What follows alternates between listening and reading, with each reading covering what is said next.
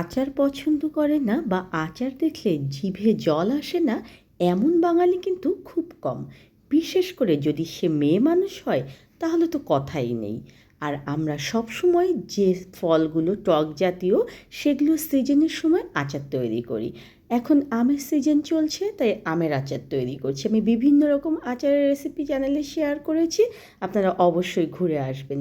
আজকে এখানে নিয়েছি আমি 3 কিলো পরিমাণ আমগুলোকে ছিলে ভালো মতো ধুয়ে সেগুলোকে দেখুন যেরকম ছোট ছোট টুকরো করে তার মধ্যে একটু হলুদ দিয়ে মেখে নিচ্ছি। আর আম যদি আপনারা কেটে পানিতে একটু হলুদ দিয়ে না রাখেন তাহলে কিন্তু আম কালো হয়ে যাবে, তাই অবশ্যই এটা মাথায় রাখবেন।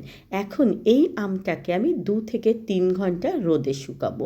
তবে রোদে শুকানো অনেক ঝামেলাদায়ক, পাখি খেয়ে ফেলে বা ময়লা ধুলা পড়ে, সেজন্য দেখুন যে আমি এরকম একটা নেটের আচার শুকানোর জিনিস কিনে নিয়েছি। এখানে শুধু আপনারা আচার শুকাতে পারবেন তা কিন্তু না, এখানে যে কোনো কিছু আপনারা শুকাতে দিতে পারবেন। আর খুবই ভালো একটা জিনিস, চেন দিয়ে বন্ধ করলেই এর মধ্যে কোনো রকম পাখি পোকা মাকড় কিচ্ছু ঢুকতে পারবে না, আর ময়লাও কিন্তু একদমই ঢোকে না। আমি দেখুন যে এখানে আচারগুলোকে শুকোতে দিচ্ছি। কারো যদি রোদের ব্যবস্থা না থাকে তবে তারা কিন্তু এর মধ্যে দিয়ে ফ্যানের বাতাসে 3 থেকে 4 ঘন্টা রেখে দিলেই এই যে আমের গায়ে বাড়তি যে পানি সেই পানিটা চলে যাবে। আর আচার শুকাতে দিয়েছি আমার বাগানে, কারণ আমি কাউসারা নূপুর রান্নার পাশাপাশি বাগান বিষয়ক অনেক ভিডিও আপনাদের মাঝে শেয়ার করি। আমার বাগানের এই সাইডটায় ঢ্যাঁড়স এবং 12 মাসি সিম রয়েছে। আচারগুলো আমি একদম শুকিয়ে নিয়েছি 2 থেকে 3 ঘন্টা। এখন চলে আসলাম চুলায়, একটা কড়াই দিলাম, কড়াই ভালো মতো গরম করে সেখানে দিয়েছি 2 কাপ সরিষার তেল, আর তার মধ্যে একটু রসুন ফোড়ন দিয়েছি আর শুকনো মরিচের ফোড়ন দিয়েছি। এখন আমি 4 টেবিল চামচ পরিমাণ সরিষা একটু ভিনেগার দিয়ে বেটে নিয়েছি সেটা দিচ্ছি। আর অবশ্যই সরিষা বাটার সময় সেখানে কিছুটা কাঁচামরিচ এবং লবণ দেবেন, তাহলে সরিষার যে তেতো ভাব থাকে সেটা চলে যাবে। এখন একটু শুকনো মরিচের গুঁড়ো, একটু হলুদ আর টেস্ট অনুযায়ী লবণ দিয়ে দেবেন।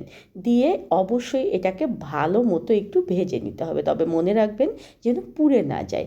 এখন যে আমি একটু হালকা শুকিয়ে নিয়েছিলাম আমটা, সেই আমটা এর মধ্যে দিয়ে দিচ্ছি। আর হ্যাঁ, আম কিন্তু শুকাতে হবে না, শুধুমাত্র এর গায়ে যে বাড়তি পানি থাকে সেই পানিটা যেন চলে যায় সেরকমভাবে রোদে দিতে হবে। এখন এর মধ্যে আমি দিয়ে দিচ্ছি 800 গ্রাম পরিমাণ চিনি। আপনার আম কতটুকু টক সে অনুযায়ী চিনি ব্যবহার করবেন। আমি আজকে যে আমটা দিয়ে আচার করেছি সেটা খুব বেশি টক ছিল না।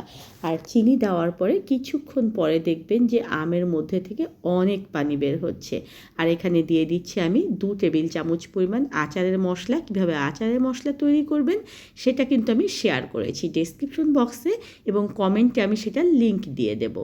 এখন এটাকে আমাদের মাঝারি আঁচে ভালো মতো নাড়তে হবে, তবে খুব বেশি নাড়বেন না, কারণ আমের টুকরোগুলো কিন্তু আস্ত আস্ত থাকবে, মানে গোটা গোটা থাকবে, এটা কিন্তু একদম ভেঙে ভর্তার মতো করা যাবে না।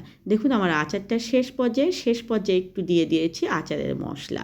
আর ঠান্ডা করার পরে আমি আচারটা বয়ামে ভরেছি। অবশ্যই বয়ামে ভরার পরে এখানে একটু আপনারা আচারের মশলা উপর থেকে ছিটিয়ে দেবেন, তাহলে দেখবেন যে ফ্লেভারটা অনেক ভালো আসবে। আর অবশ্যই বয়ামটা গরম পানি দিয়ে ধুয়ে নেবেন আর ভালো মতো বয়ামটা শুকিয়ে নেবেন। আর যে চামচ দিয়ে আচার তুলবেন সে চামচটা যেন অবশ্যই শুকনো হয়। এরকম অনেক সুন্দর সুন্দর রেসিপি চ্যানেল এবং পেজে শেয়ার করেছি, প্লিজ সাবস্ক্রাইব করবেন, লাইক এবং ফলো দেবেন।